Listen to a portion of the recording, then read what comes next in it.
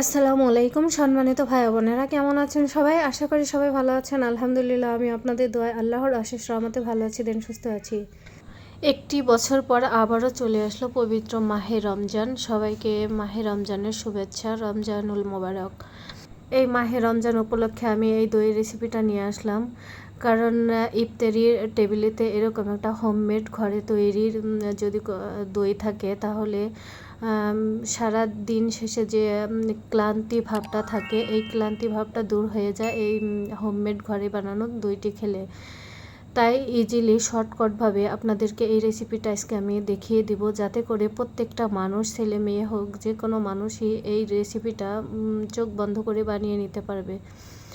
কেন শুধু শুধু অসুস্থকার অনেক টাকা দিয়ে বাইরে থেকে দোকান থেকে দই কিনে এনে খাবো, দরকার নেই। তাই আপনাদের জন্য নিয়ে আসলাম হেল্পফুল একটি দইয়ের রেসিপি। আশা করি এই রেসিপিটা দেখে আপনাদের ভালো লাগবে এবং প্রত্যেকটা মানুষ বানিয়ে খেতে পারবেন। তাহলে চলুন চলে যাই এর মূল রেসিপিতে। এখানে আমি 2 লিটার পানি নিয়েছি মেপে। 2 লিটার পানিতে আমি এই মেজারমেন্ট কাপের 2 কাপ গুঁড়ো দুধ দিয়ে দিচ্ছি। এটা হচ্ছে মিল্ক পাউডার। তো এবার আমি গরুর দুধ দিয়ে বানাচ্ছি না, মিল্ক পাউডার দিয়ে বানাচ্ছি। তো আপনাদের কাছে যদি গরুর খাঁটি দুধ থাকে তাহলে ওই দুধ দিয়েও দই সুন্দর মতো বসে যায় এবং ভালো হয়। তো এখানে আমি মেজারমেন্ট কাপে 2 কাপ গুঁড়ো দুধ দিয়ে সুন্দরভাবে জাল দিয়ে নিব এইভাবে যে 2 লিটার দুধ আমি 250 ml কমিয়ে ফেলবো জাল করে।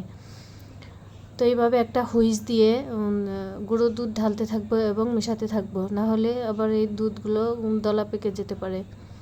তো মেশানো হয়ে গিয়েছে। এই পর্যায়ে আমি 2টা এলাচ এবং 2 টুকরো দারচিনি দিয়ে দিলাম, শুধু ভালো একটা ফ্লেভারের জন্য, আর কিছু না। এবার আমি দুধে দেওয়ার জন্য ক্যারামেল তৈরি করে নেব। এখানে 5 টেবিল চামচ পরিমাণ চিনি দিয়ে দিলাম আর 3 টেবিল চামচ পরিমাণ পানি দিয়ে দিলাম। অবশ্যই পানিটা দিবেন, তাহলে ক্যারামেলটা নিচ থেকে পুড়ে যাবে না। তো পানিটা দিয়ে ঢেকে এভাবে জাল করতে থাকবো। লাস্ট পর্যায়ে যখন দেখবো যে একটু লালচে হয়ে আসছে তখন অনবরত লাড়তে থাকবো। এই ক্যারামেলটা বানানোর টিপস অ্যান্ড টিপস হচ্ছে, এই ক্যারামেলটা তিতো করা যাবে না বা জাল করে পুড়িয়ে ফেলা যাবে না। এটা অনবরত লেড়ে সুন্দর একটা কালার আনতে হবে, যে আমরা গুড় কিনে খাই ওই গুড়ের লিকুইড যে গুড়টা থাকে ওরকম একটা কালার আসবে। দেখেন সুন্দর কালার চলে আসছে আমার। তো অবশ্যই এই অনবরত লাড়তে হবে। যদি এই ক্যারামেলটা পুড়ে যায় তাহলে দইটাই একদম বাজে একটা স্মেল আসবে। এবার ক্যারামেলটা আমি দুধের মধ্যে দিয়ে দিচ্ছি, এটা সাবধানে দিতে হবে। তো আমার চুলের জালটা বাড়ানো ছিল, এই জন্য পড়ে গেল, সমস্যা নেই। তো আপনারা জালটা কমিয়ে দিয়ে ক্যারামেলটা ঢেলে দেবেন। তো ক্যারামেলটা দিয়ে আমি এই পর্যায়ে একটু বলক আসা পর্যন্ত অপেক্ষা করব। বলক এসে গেলে আমি দুধটা নামিয়ে ফেলবো। তো এই পর্যায়ে আমি চিনি দিয়েছি, ওটা স্কিপ হয়ে গেছে। 2 লিটার দুধের দই বানাবো আমি, তাই 1 কাপ পরিমাণ চিনি দিয়েছি ক্যারামেল সহ। তো 1 কাপ চিনি যথেষ্ট। এই তো দুধ জাল করা হয়ে গিয়েছে, এবার নামিয়ে ফেলবো। নামিয়ে এটা মেপে দেখবো যে কতটুকু হয়েছে। তো আমি এই গ্লাসে 4 গ্লাস পানি দিয়েছিলাম। তো এই যে দেখেন 3 গ্লাস হয়ে গেছে। 1 গ্লাস আমি কমিয়ে ফেলেছি, মানে 250 ml মতো জাল দিয়ে কমিয়ে ফেলেছি। তো দুধটাকে আমি এইভাবে ঠান্ডা করে নিয়েছি। একটা পাত্রে থেকে আরেকটা পাত্রে ঢেলে হুইস দিয়ে লেড়ে চেড়ে এইভাবে আমি ঠান্ডা করে নিয়েছি। একবারে ঠান্ডা করে নিয়ে এই পর্যায়ে উষ্ণ উষ্ণ গরম আছে, তো আমি দুধটাকে ছেঁকে নিব। দুধটা ছেঁকে নেওয়ার কারণ হচ্ছে দুধের উপরে যে সরটা পড়ে গেছে ওই সরটা ফেলে দেবো আমি ছেঁকে। দুধটা ছেঁকে নেওয়ার পরে দইটা স্মুথলি সুন্দরভাবে বসে যাবে এবং কোনো প্রকারের লাঞ্চ থাকবে না।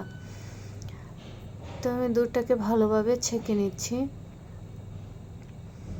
অবশ্যই ছেঁকে নেবেন।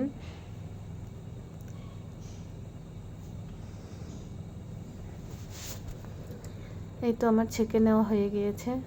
দুধটা এরকম গরম থাকতে হবে যে একটা আঙ্গুল চুবিয়ে দেখবেন আঙ্গুলটা পুড়ে যাচ্ছে না।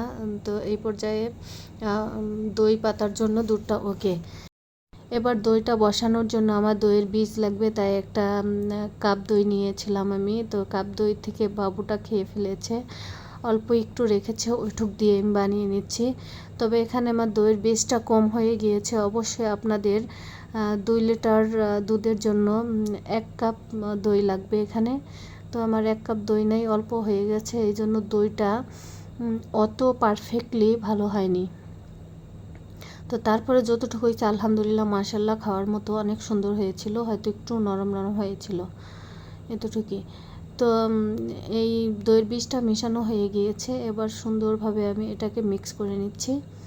মিক্স করা হয়ে গিয়েছে। এবার আমি 2টা পাত্রে ঢেলে নিচ্ছি দই বসানোর জন্য।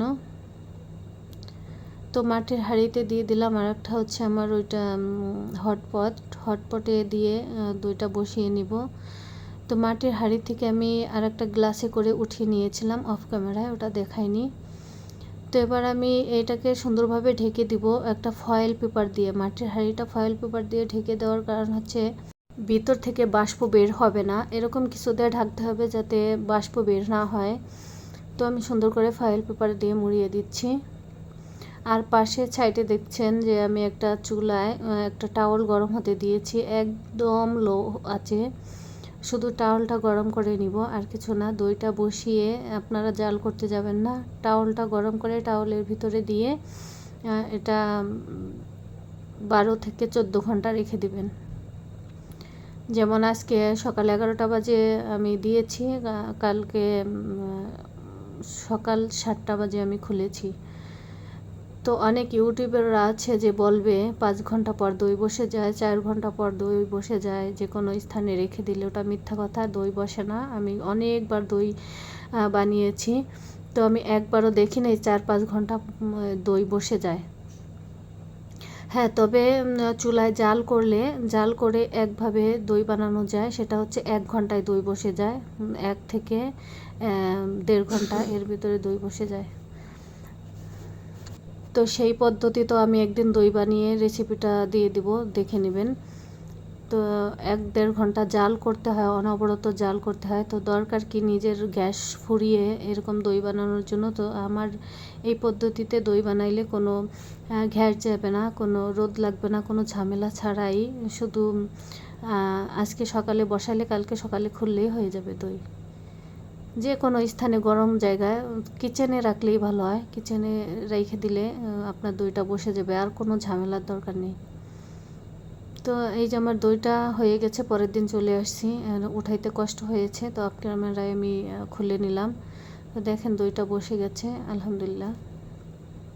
তো গাইস, আমার ভিডিওটা যদি আপনাদের ভালো লেগে থাকে লাইক কমেন্ট শেয়ার দিয়ে পাশে থাকবেন, আর চ্যানেলটি সাবস্ক্রাইব করে বেল বাটনটা অন করে দেবেন, যাতে করে পরবর্তী কোনো ভিডিও রেসিপি ছাড়লে নোটিফিকেশনটা আপনার কাছে চলে যায়। ফেসবুক পেজ থেকে দেখলে পেজটাতে ফলো দিয়ে পাশে থাকবেন। একটা ভিডিও বানাতে আসলে অনেক কষ্ট আর অনেক ধৈর্য লাগে, যে বানায় সেই জানে। তো আপনাদের যদি কোনো একটু হলেও উপকৃত হন আপনারা, তাহলে অবশ্যই লাইক কমেন্ট শেয়ার করবেন এবং আমার পাশে থাকবেন। আপনারা আমার পাশে থাকলে আমি অনেক দূর এগিয়ে যেতে পারবো ইনশাল্লাহ। আর দইটা আমি ফ্রিজে রাখি নাই, ফ্রিজে রাখলে আর একটু সেট হয়ে যেত, শক্ত হতো। তো আমার বাবুর জন্য আমি ফ্রিজে রাখিনি, দইটা উঠিয়ে ভিডিও করা শুরু করে দিয়েছি, কারণ না হলে ও চুপি চাপি দইটা খেয়ে নেবে, নষ্ট করে ফেলবে। পরবর্তীতে আমি ভিডিও সুন্দর করে মেক করতে পারবো না, এই জন্যই আমি আপনাদেরকে আগের ভাগেই দেখিয়ে দিলাম। তো অবশ্যই আপনারা দইটা সেট হতে ফ্রিজে, নর্মাল ফ্রিজে রেখে দেবেন 2 ঘন্টার জন্য।